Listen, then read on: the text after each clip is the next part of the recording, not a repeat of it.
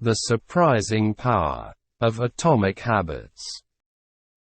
The fate of British cycling changed one day in 2003.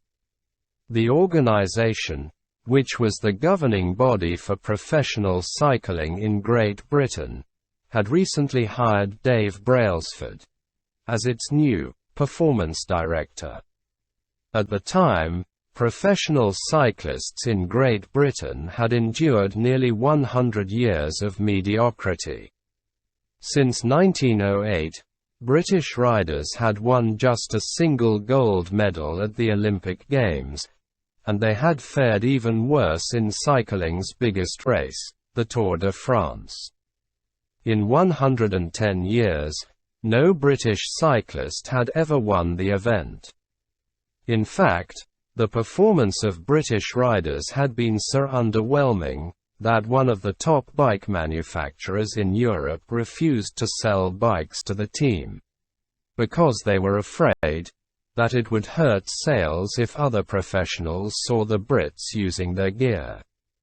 Brailsford had been hired to put British cycling on a new trajectory.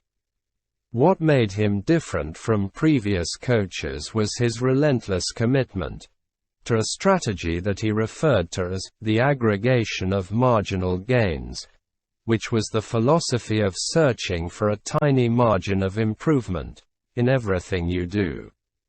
Brailsford said, "The whole principle came from the idea that if you broke down everything you could think of that goes into riding a bike, and then improve it by 1%, you will get a significant increase when you put them all together."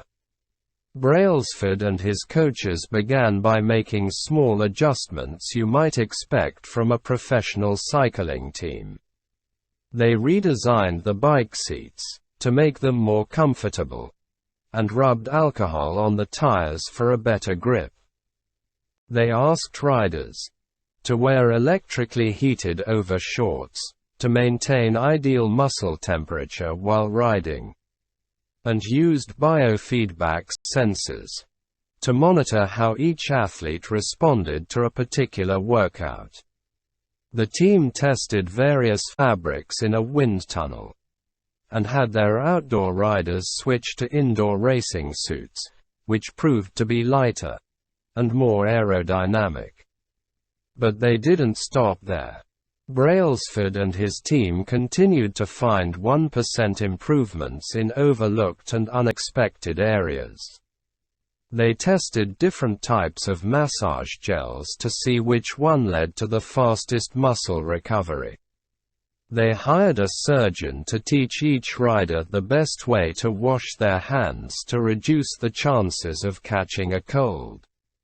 They determined the type of pillow and mattress that led to the best night's sleep for each rider.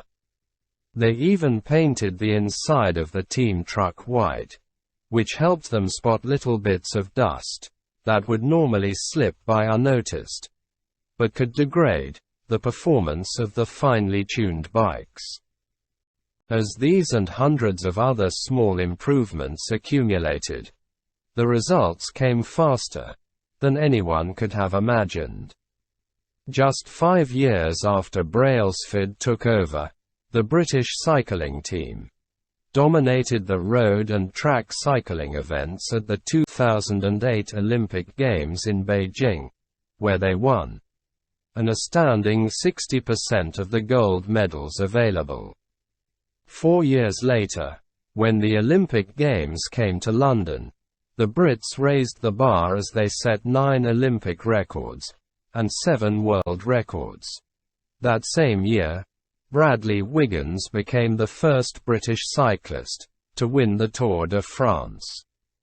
The next year, his teammate Chris Froome won the race, and he would go on to win again in 2015, 2016, and 2017. Giving the British team 5 Tour de France victories in 6 years. During the 10-year span from 2007 to 2017, British cyclists won 178 World Championships and 66 Olympic or Paralympic gold medals, and captured 5 Tour de France victories, in what is widely regarded as the most successful run in cycling history. End of Part 1. Chapter 1. Please comment if you enjoyed listening this audiobook. Your comment will encourage me to upload more such audiobooks. Thanks for watching this complete audiobook till end.